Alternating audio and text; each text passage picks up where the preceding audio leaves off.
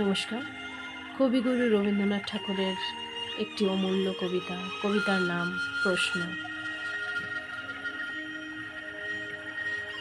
ভগবান, তুমি যুগে যুগে দূত পাঠায়েছ বারে বারে দয়াহীন সংসারে।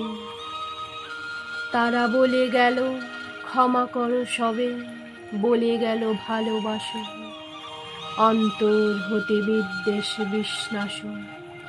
বরণীয় তারা, স্মরণীয় তারা, তবু বাহিরে দ্বারে আজি দূর দিনে ফিরানো তাদের ব্যর্থ নমস্কারে।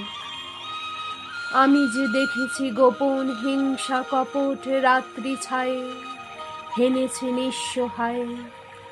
আমি যে দেখিনু প্রতিকারহীন শক্তের অপরাধে বিচারের বাণী নীরবে নিভৃতে কাঁদে। আমি যে দেখিনি তরুণ বালক উন্মাদ হয়ে ছোটে, কি যন্ত্রণায় পড়েছে পাথরের নিষ্ফল মাথাকুটে। কণ্ঠ আমার রুদ্ধ আজিকে বাসি সঙ্গীত হারা, অমাবস্যার কারা লুপ্ত করেছি আমার ভুবন দুঃস্বপনের তলে।